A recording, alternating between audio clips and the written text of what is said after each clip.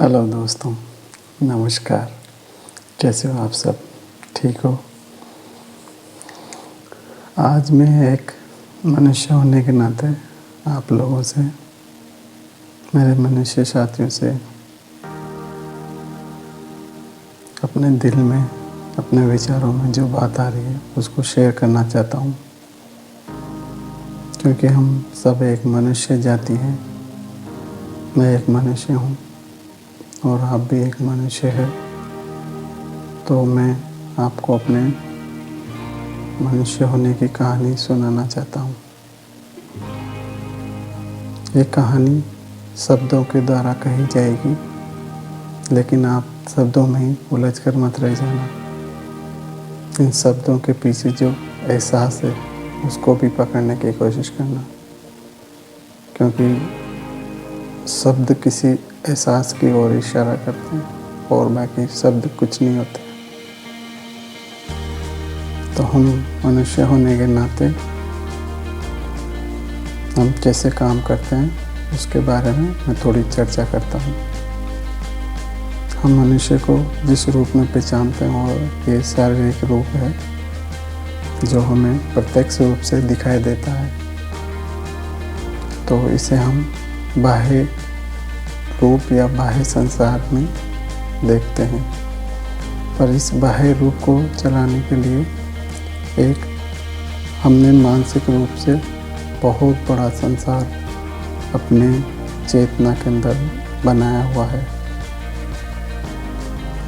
ये चेतना मनुष्य जाति की, सभी मनुष्य की एक ही चेतना है। इस चीज़ का अभी हमें एहसास नहीं है। जिस दिन हमें इस चीज़ का एहसास हो जाएगा कि सभी मनुष्य की चेतना एक ही है, तो हम इतने संघर्ष, इतने दुख, इतनी दुविधा में नहीं रहेंगे। जो हमारी चेतना है वो बनी है हमारे विचारों से। चेतना को समझ आने के लिए यूँ समझ लो, ये पूरी बॉडी है जब हम बर्थ लेते हैं तो खाली आती है, एक चेतना आती है। तो इसे हम साल बाय साल, साल दर साल अपने विचारों से अपनी चेतना को भरते जाते हैं। चेतना एक तो डायरेक्ट भरती है, हम जो सुनते हैं, देखते हैं, समझते हैं, पढ़ते हैं, शिक्षा लेते हैं, जिस समाज में रहते हैं, तो ये इनडायरेक्ट हमारी चेतना में स्टोर होता जाता है। तो ऐसे करते करते एक एज के बाद 10 साल के बच्चे की चेतना बनने लग जाती है, क्योंकि उसमें विचार डेवलप होने लग जाते हैं। और ऐसे 20 साल के लड़के में भी चेतना रहती है, वो उसके विचार अलग रहते हैं। 30 साल का मनुष्य जब होता है तो उसके विचार अलग हो जाते हैं, और 40 साल का तो इसके विचार 50-60, ऐसे करते करते 60 साल की उम्र तक हमारे विचारों से एक हमारे अंतर चेतना, हमारी चेतना फुल थॉट ऑफ ग्रुप्स बना लेती है। अलग अलग शरीर के लिए अलग विचार, संबंध के लिए अलग विचार, प्यार के लिए अलग विचार, संसार के लिए अलग विचार। तो जो हम मनुष्य काम करते हैं उसका बेस है हमारे विचार। इस मनुष्य के जैसे विचार हैं उतने के आधार पर वो अपना जीवन जीता है। पर हमारे मनुष्य की, सभी मनुष्य की चेतना एक ही, कहने का पीछे के रीज़न है क्योंकि हम सभी संस्कारबद्ध हैं, प्रोग्राम्ड हैं।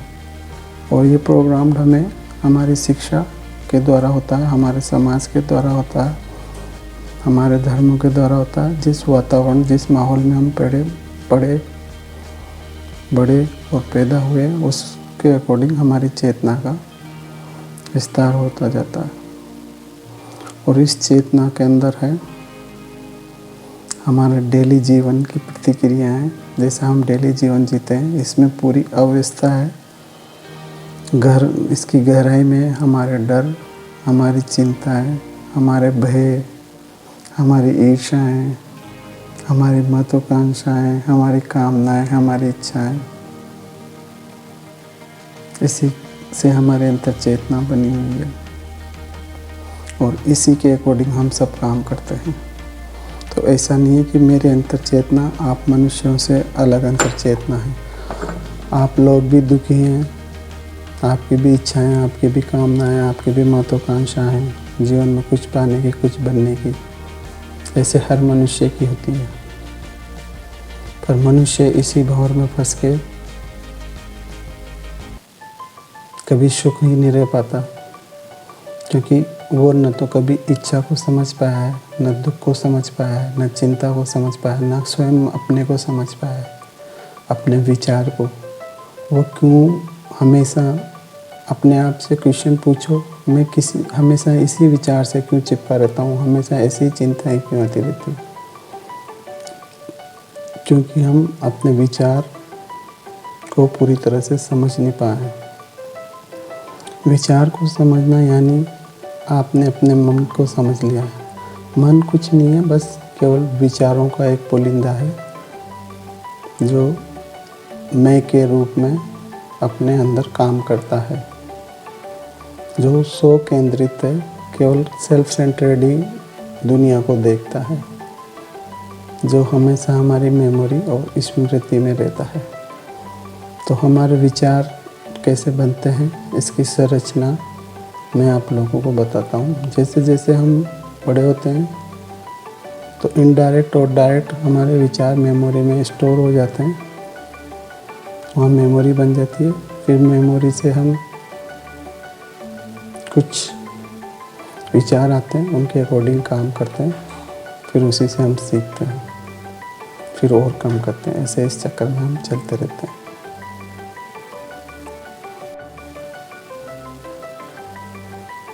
मेमोरी का हमारे जीवन में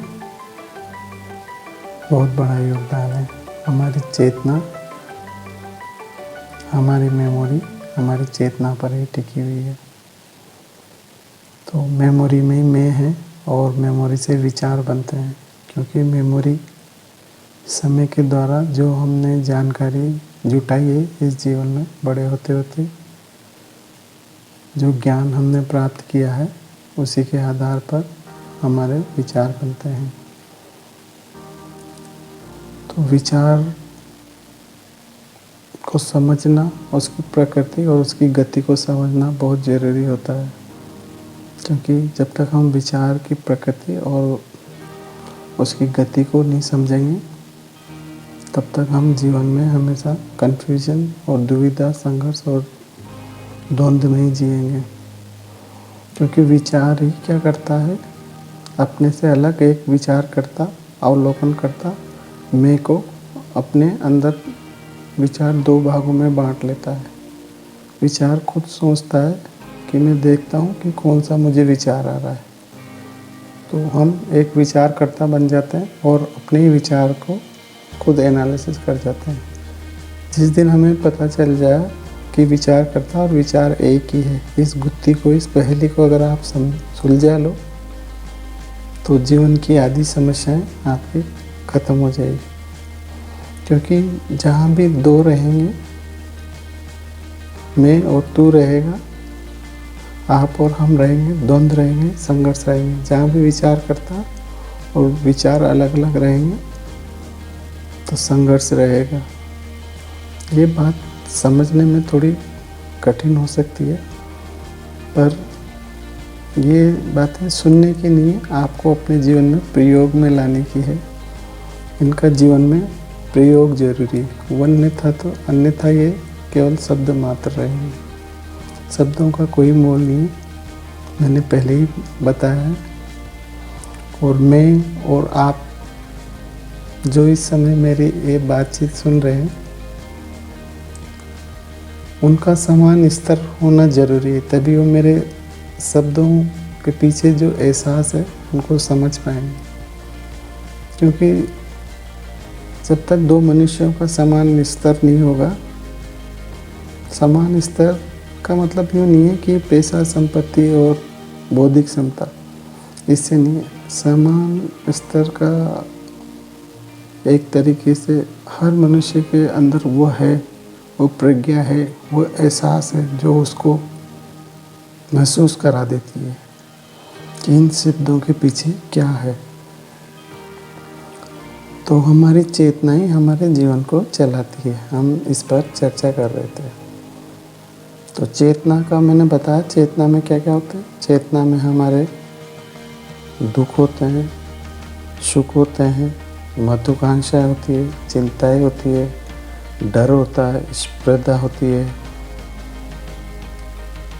प्रेम होता है, ईश्वर के बारे में धारणाएँ होती है।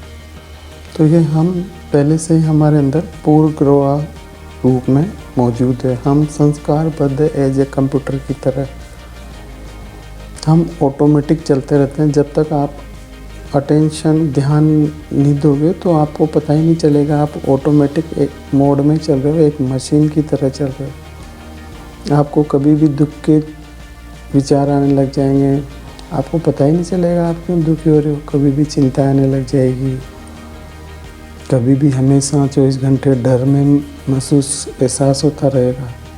तो इसका रीज़न क्या है? इसका रीज़न यही है कि हमने अपने विचारों को जो अव्यवस्थित है उनको व्यवस्थित नहीं करके अपने दिमाग में सही पैटर्न से नहीं बना रखा है। तो उन्होंने एक गलत पैटर्न बना रखा है। तो मेरा ये सब कहने के पीछे मोटिव ये है कि संसार में इतना दुख और इतनी दुविधाएं नहीं है जितना हमने स्वयं ने अपने माइंड में बना रखी है। क्योंकि हमारा मन का क्या स्वभाव हो गया है, वो हर चीज़ को प्रतिरोध करता है, हर चीज़ को सुरक्षा के रूप में देखता है। वो खुला नहीं है, वो फ्रीडम नहीं है। हमारे विचार फ्री नहीं है, वो बंधे हैं, स्व केंद्रित हैं, मैं पर टिके हुए हैं। और मैं है जो बिल्कुल स्वार्थी है, हमेशा खुद के स्वार्थ की सोचता है। तो जहाँ पर स्वार्थ आएगा तो वहाँ मनुष्य जाति का विकास नहीं हो पाएगा। क्योंकि हमारी चेतना विकास चाहती है, डेवलप होना चाहती है। सबकी चेतना, अंतर चेतना, चेतना सबकी मनुष्य जातियों की एक ही है। ऐसे जीव जंतुओं की चेतना एक ही है, वनस्पति पेड़ पौधों की चेतना एक है। तो उनमें उनकी चेतना में हम संघर्ष, द्वंद्व, चिंताएं नहीं देखते। आप किसी पेड़ पौधे को आपस में लड़ते हुए नहीं देखते, किसी पक्षी को आपस में थोड़ी देर के लड़ते हुए देखते हैं, पर ऐसा मन मिटाव उनमें नहीं देख पाएंगे। तो जीवन में आपको अपनी अंतर चेतना को समझना बहुत ज़रूरी है।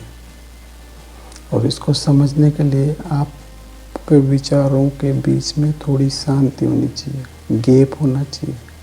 ये मेडिटेशन और ध्यान का जो पूरा प्रोसीजर, पूरा योगा वोगा सब चल रहा है, वो है कि जो हमारे विचार ऑटोमेटिक मोड में चल रहे हैं उनमें कुछ बीच में अंतराल रहे, शांति रहे, मौन रहे। एक बार आपके मन में मौन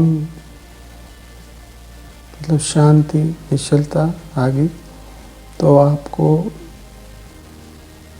जीवन में ईश्वर के दर्शन हो जाएंगे। आपको जीवन को देखने का नज़रिया ही बदल जाएगा। और जब तक आपके मन में शांति नहीं है, विचारों में व्यवस्था नहीं है, आप कितना भी कुछ कर लें जीवन में, कितना भी पैसा कमा लें, कितनी भी एक्सरसाइज कर लें, कितने भी संबंध बना लें, आप इस सुखी नहीं हो सकते। क्योंकि संबंध दो विचारों के बीच में होते हैं और विचार आपस में छवि बना लेते हैं। आपका किसी से कोई संबंध है तो आप उससे प्रत्यक्ष संबंध से आप संबंधित हो ही नहीं। आप उसके आपके दिमाग में, मेमोरी में एक इमेज है उससे रिलेटेड, और उसके दिमाग में भी आपके प्रति एक इमेज है। तो उन दो इमेज के बीच में संबंध है। तो विचार और मन की यही चाल है कि ये इमेज बना के रखता है। और जब तक इमेज रहेगी हमारे रियल संबंध होंगे ही। ऐसे ही भय और डर की बात है क्या जिस समय तुम्हें या मुझे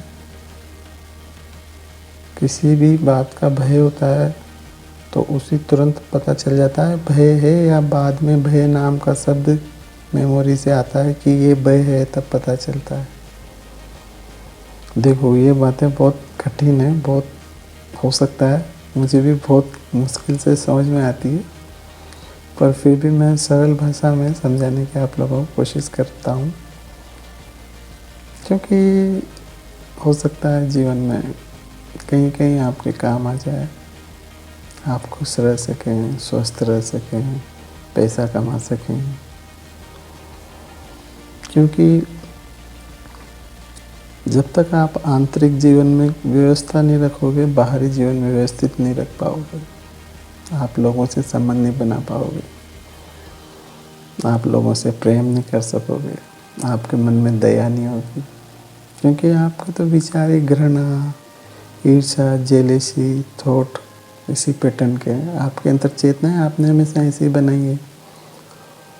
तो अंतर चेतना का जो प्रोग्राम अपने माइंड में रखा हुआ है, उससे हमें फ्री होना है, तभी हम बात कर सकते हैं मनुष्य जाति की, हमारे विकास की, प्रेम से रहने की, ध्यान करने की, धर्म की बात करने की। अभी जो व्यक्ति, जो मनुष्य अभी अपने केवल शारीरिक रूप से सक्षम नहीं हो पाया है, तो उसे तो मानसिक रूप से सक्षम होने में बहुत टाइम लगेगा, क्योंकि पहले शरीर को भौतिक सुविधाएं चाहिए, आराम चाहिए, तब मन शांत होता है। मन और बॉडी अलग अलग नहीं है। अगर बॉडी को निरोगी काया रखना है तो पहले मन को निरोगी काया करना है, और मन बॉडी से भी ज़्यादा अव्यवस्थित है। उसके बाद आता है ईश्वर और जीवन, क्योंकि जीवन बर्थ और मौत के बीच है, ये जन्म और ये मृत्यु। मृत्यु दो तरीके से होती है, एक है इस शरीर के भौतिक शरीर का मरना, जो हम सब जानते हैं, एक होती है जो हमने गलत अंतर चेतना में विचारों को इकट्ठा कर रखा है मैं के रूप में, मेरा ये, मेरा घर, मेरी संपत्ति, मेरी पावर, मेरा अहंकार। जब इसकी मृत्यु होती है तब प्रेम का उजाला प्रकाश जीवन में आता है, तब आप प्रेम की धारा में प्रेम से रहने लगते हो, शांति से रहने लगते हो, लोगों से प्यार करने लगते हो, इस प्रकृति से प्यार करने लगते हो, जीव जंतु से प्यार करने लगते हो। तब आप इस मैं और इस अहंकार से मुक्त हो जाते हो, फ्री हो जाते हो। तो एक इस तरह की भी मुक्ति होती है, जीवन के रहते हुए मृत्यु होना। मृत्यु, ये बॉडी तो मृत्यु हो ही जाती है, इसका तो किसी रोग से, किसी एक्सीडेंट से, किसी बीमारी से, इसको मृत्यु नहीं कहते। मृत्यु, जीवन और मृत्यु साथ साथ चलता है, जैसे सांस का अंदर लेना और बाहर छोड़ना साथ साथ चलता है, ये जीवन और मृत्यु है।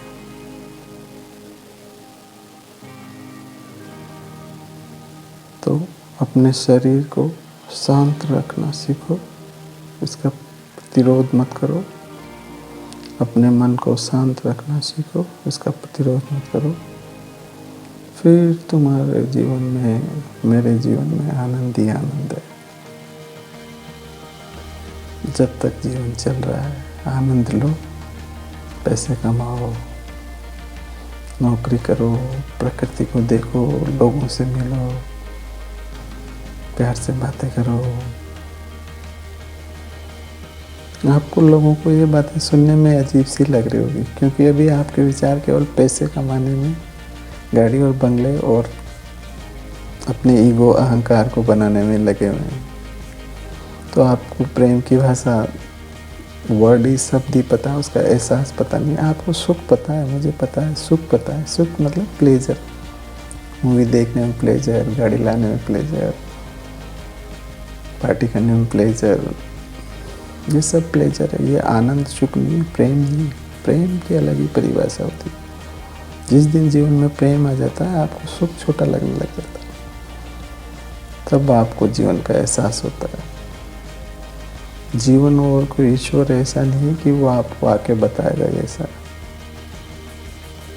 ये पल पल जीवन चल रहा है, व्यतीत हो रहा है, आप यूं ही चिंता में डूबे हो, यूं ही डर को बनाए हो, पता नहीं। शांत रहो, अपने विचारों को व्यवस्थित करो और खुश रहो। देखो असली आनंद कहाँ पर है। जीवन सच्चित आनंद है,